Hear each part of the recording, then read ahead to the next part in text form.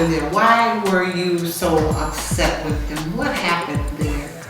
Well, that's what y'all didn't see. You know, I left from the beginning. You know, I've been painted as the bad guy. You know, there's been a lot of good things that I've done on that TV show. I never looked at you as a bad guy. I looked at you being passive, but never as a bad guy. Not until this happened, because I thought you took a lot of Okay. I did. I thought you took a lot of stuff. I just felt like, you know, there were, I guess why I would say the bad guy, well, I guess that's another way to look at it. I never knew that, but, you know, there were so many positive things that I've done, you know. Like what? You know, I started Nida Group. That was a halfway house program that I started.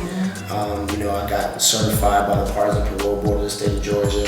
The TV show, they never, you know, they never wanted to, you know, embrace that. You know, I guest speaking to, you know, battered women, you know, women who didn't have, you know, a husband or, you know, father figure in the household who has children. You know, they really, you know, we really had to push just for them to kind of air a little bit of that. And it was just like a tiny little snippet, you know. It's like, so all the positive, it's like they would prefer the negative, for example.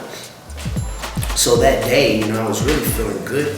You know, I didn't have a problem with Brandon, whatever. You know, when all that stuff happened in the room, I put my shoes on, and what you didn't see, because it was edited very well, they're good at that. Peter pushed him down, he fell on the beanbag. He jumps up off the beanbag, and the man had rage in his eyes. Who, Brandon did?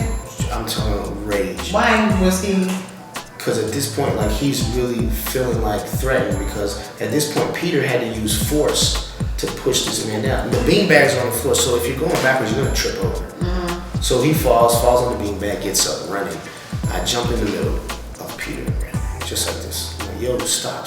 You know, I'm probably not like that calm, but like, I'm using force. And I'm not a weak guy, you know, and I feel his arm, like he's literally pushing, my arm is pushing in, and I'm looking at Peter, looking at him from the peripheral and trying to see exactly what's going on here.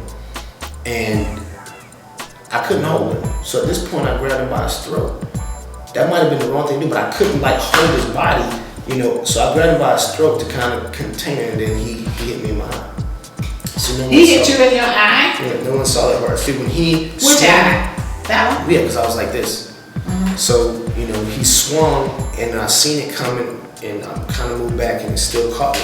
And at that point,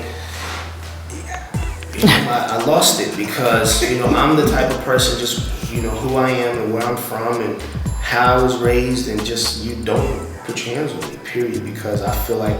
Everybody was putting their hands on everybody. But not in that way.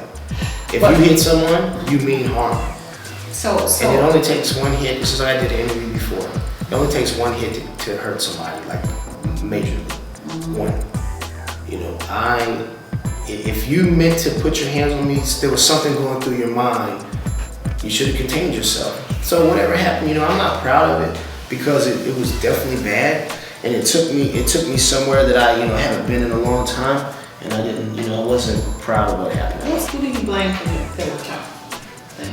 Who do you blame in the beginning for how it started? Nobody, because I don't feel it happened. Like, you know, I've already said I apologized to, not to the network, you know, they made millions off of it. You know? Sure did. I didn't apologize to them, you know, I apologized to Brandon. Like, I talked to Brandon for like an hour. You did talk to him? Yeah. Okay. I spoke to him for like an hour. I was in LA, I was in LAX, I was either in New York or LA. No, I was in New York. And I spoke to him for well over an hour on the phone. That's all I have to say. You called him? Yeah, I called him. How did he receive it? It seemed cool. We was able to talk for over an hour. I just, you know, I really sincerely apologized to him, and, you know, it got out of hand, and it was what it was, but I don't blame anybody.